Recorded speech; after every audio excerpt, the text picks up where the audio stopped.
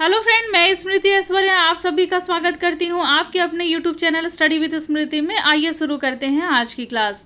आज की क्लास में मैं आप लोगों को मुख्य परीक्षा के लिए अर्थव्यवस्था विषय से एक प्रश्न का उत्तर कराने वाली हूं। ये उन सारे स्टूडेंट के लिए हेल्पफुल हो जाता है जो जेपीएससी के मुख्य परीक्षा की तैयारियों में लगे हैं। और यह पेपर 5 का एक टॉपिक है और पेपर 5 में आप लोगों को झारखंड की अर्थव्यवस्था पढ़नी है। उसी से मैंने एक प्रश्न लिया है कि झारखंड राज्य में वनों के विस्तार में कमी के कारण वातावरण पर पड़ रहे इसके नकारात्मक प्रभावों का उल्लेख करें तथा इससे निपटने के राज्य की नीति पर प्रकाश डालें। ये आज का प्रश्न है। इसके आंसर राइटिंग में मैंने इसके 3 भाग किए हैं। पहला भाग भूमिका का है, दूसरा भाग मुख्य भाग और तीसरा भाग जो है वो निष्कर्ष का है। भूमिका में मैंने वनों के महत्व के बारे में बताते हुए झारखंड में वनों के प्रतिशत के बारे में मैंने बताया और फिर इससे संबंधित जो वनों की कमी है झारखंड में, उससे संबंधित जो समस्याएं हैं थोड़ी बहुत, उसके बारे में मैंने लिखा है, थोड़ा जिक्र किया है। फिर इसके बाद जो मुख्य भाग है उसमें मैंने वनों के लाभ के बारे में बताया है, क्या क्या वन के लाभ हैं। फिर झारखंड में जो वनों की कटाई हो रही है, इस कारण से जो समस्याएं खड़ी हुई हैं वातावरण से संबंधित, उसके बारे में मैंने जिक्र किया है। फिर उसके बाद मैंने लिखा है कि झारखंड में इन समस्याओं से निपटने के लिए राज्य सरकार की क्या नीति है और इस नीति का क्या प्रभाव पड़ा है, उसके बारे में भी मैंने लिखा है। और लास्ट जो भाग है निष्कर्ष का, वो निष्कर्ष है। अब हम लोग चलिए सबसे पहले भूमिका को देखते हैं। भूमिका में क्या है?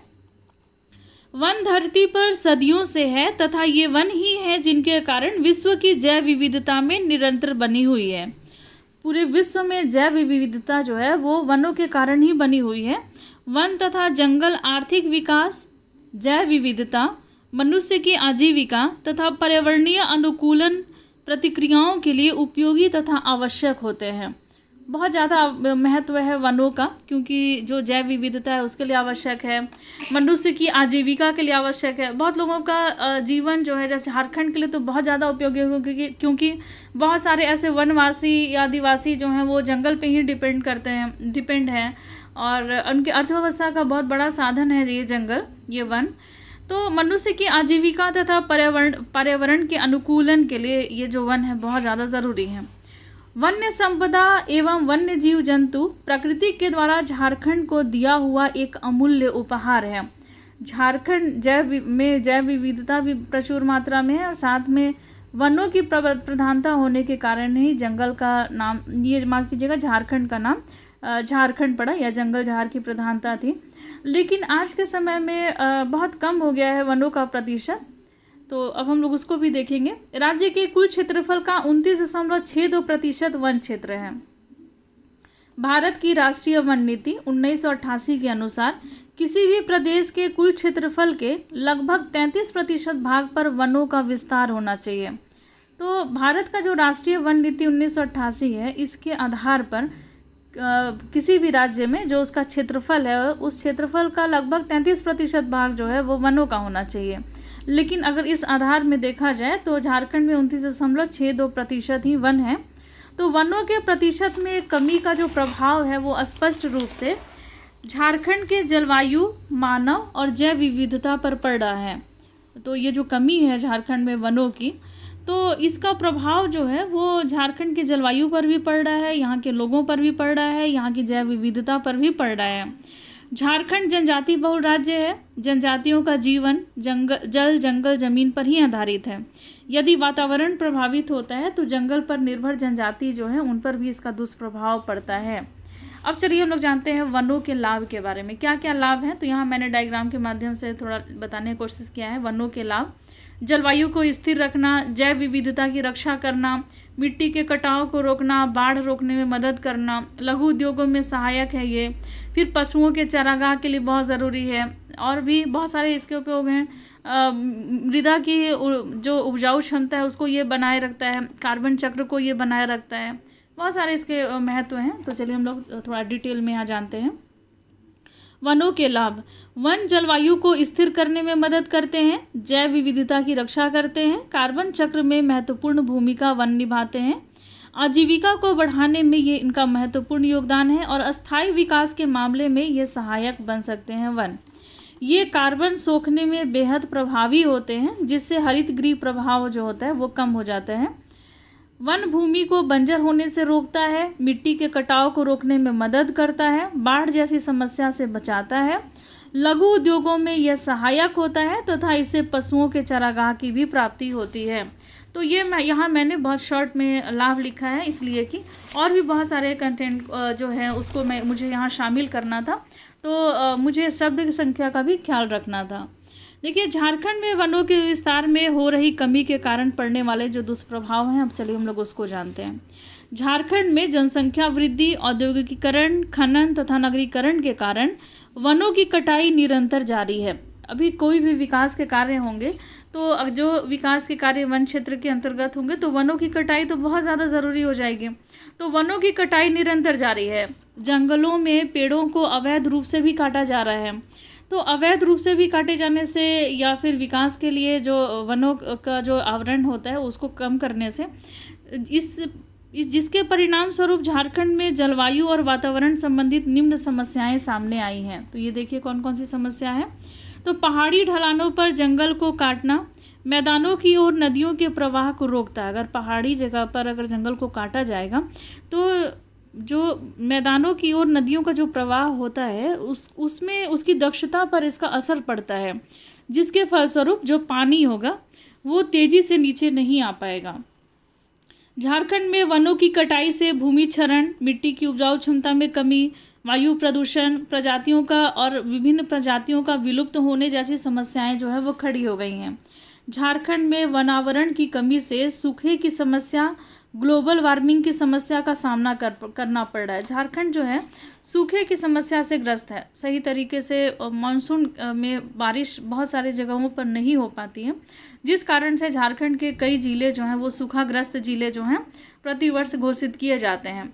और इसका प्रभाव कृषकों पर भी देखने मिलता है और खाद्यान्न जो है वो सही तरीके से हो नहीं पाते हैं और अकाल की संभावना जो है वो हमेशा बनी रहती है। तो ये सारी समस्याएं खड़ी हो जाती हैं वनों के काटने से। फिर झारखंड में औषधीय वनस्पतियां भी जो हैं वो प्रचुर मात्रा में पाई जाती थी, लेकिन जब वनों का कटाव होना शुरू हो गया तो बहुत सारी ऐसी औषधीय वनस्पति हैं उनको प्राप्त करना दुर्लभ हो गया है यहाँ के जंगलों से। तो झारखंड राज्य वनावरण में कमी से उत्पन्न समस्या के समाधान के लिए राज्य सरकार के द्वारा निम्न प्रयास किए जा रहे हैं। कौन कौन से प्रयास किए जा रहे हैं, चलिए हम लोग उसको देखते हैं। राज्य सरकार के द्वारा जो नीतिगत उपाय किए गए हैं उसको हम लोग देखें तो वनों के प्रबंधन एवं संरक्षण में व्यापक जन सहभागिता सुनिश्चित करने के उद्देश्य से राज्य के द्वारा संयुक्त वन प्रबंधन संकल्प 2001 में संशोधन किया गया है और इस संशोधन के अंतर्गत 10,903 संयुक्त वन प्रबंधन समितियां गठित की गई हैं। राज्य में 9 लाख हेक्टेयर से ज़्यादा बंजर भूमि है जिस पर वन रोपण के कार्य किए जा रहे हैं। अस्थायी पौधशालाओं की भी स्थापना की जा रही है। निजी वन भूमि पर वृक्षारोपण के लिए मुख्यमंत्री जन वन योजना की भी शुरुआत की गई है। जो निजी वन भूमि है उन पर भी वृक्षारोपण किया जा सके, इस कारण से पूर्व के जो मुख्यमंत्री थे उनके द्वारा जन वन योजना की शुरुआत की गई।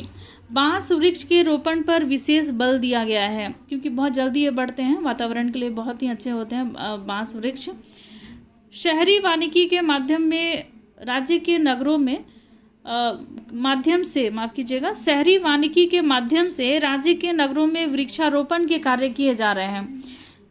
पथ तट रोपण सह शहरी वानिकी योजना, ये एक योजना है, पथ तट रोपण सह शहरी वानिकी योजना। इसके अंतर्गत आम नागरिकों को स्वच्छ, स्वास्थ्य कारक एवं आरामदेह वातावरण उपलब्ध कराने के उद्देश्य से सड़कों के किनारे, सरकारी परिसरों में, स्कूलों में, कॉलेजों, सरकारी कार्यालयों में, पहाड़ियों इत्यादि पर उपयुक्त फलदार एवं फूलदार इमारती काष्ठ और अन्य सौंदर्य कारक प्रजातियों का वृक्षारोपण भी किया जा रहा है। तो सरकार के द्वारा उठाए गए कुछ प्रमुख कदम हैं और ये जंगल प्रबंधन के अंतर्गत आते हैं। वन प्रबंधन के अंतर्गत। तो झारखंड के सरकार के द्वारा जो प्रयास किए गए हैं तो उसकी मतलब कुछ सफलता भी दिख रही है, कुछ अच्छे उसके प्रभाव देखने मिले हैं। तो कौन कैसे प्रभाव हैं देखें। जो अभी वन सर्वेक्षण रिपोर्ट जो आया है 2019 का, तो उसके आधार पे यहाँ मैंने लिखा है कि राज्य के प्रयासों के द्वारा forest survey of India Dehradun की रिपोर्ट के अनुसार झारखंड में 2017-19 में चतरा में 11.35 वर्ग किलोमीटर वन क्षेत्र में वृद्धि हुई है। जियोग्राफिकल सर्वे की रिपोर्ट के आधार पे पूर्वी सिंहभूम में 29.5% भूभाग पर पहले वन था, लेकिन अब 2019 में यह बढ़कर कितनी हो गई है, तो 30.21% हो गई है। Forest survey of India Dehradun की रिपोर्ट के आधार पर 2019 की रिपोर्ट में यह बताया गया है कि बांस बखार पौधे का जंगल झारखंड में बढ़ा है। किसका जंगल बढ़ा हुआ है, तो बांस का और बखार पौधे का ये जंगल जो है झारखंड में बढ़ गया है, जिससे कि कार्बन सोखने की क्षमता जो है वो जंगल में बढ़ी है और पर्यावरण के कुप्रभाव का कुछ हद तक नियंत्रण हुआ है। तो कुछ अच्छे प्रभाव देखने मिले हैं इस जंगल प्रबंधन से। अब हम लोग इसके निष्कर्ष को देखते हैं। क्या है निष्कर्ष में, अतः यह कहा जा सकता है कि जंगल झाड़ की प्रधानता वाले राज्य झारखंड में हो रहे वातावरण परिवर्तन में वनों का ह्रास एक महत्वपूर्ण कारक है। सरकार के द्वारा वनों का प्रबंधन कर इस समस्या से निपटा जा सकता है। साथ ही सरकार के द्वारा बनाई गई नीतियों का अगर सही तरीके से क्रियान्वयन भी अत्यंत आवश्यक है। केवल नीति को बना देना ही समस्या का हल नहीं है, इसका क्रियान्वयन भी होना चाहिए, ये बहुत ज़्यादा आवश्यक है। तभी झारखंड में हो रहे जलवायु परिवर्तन से निपटा जा सकता है। तो ये आज के प्रश्न का उत्तर था, और नेक्स्ट क्लास में हम लोग नेक्स्ट टॉपिक लेंगे और वन से संबंधित जो मुद्दे हैं, जो जनजातियों के मुद्दे हैं, और जिसमें आप लोगों को एक कानून के बारे में भी पढ़ना है, FRA कानून है वो शायद, तो इसके बारे में हम लोग नेक्स्ट क्लास में जानेंगे। तो आज की क्लास में बस इतना ही, मिलते हैं नेक्स्ट क्लास में, लेते हैं आपसे विदा, धन्यवाद।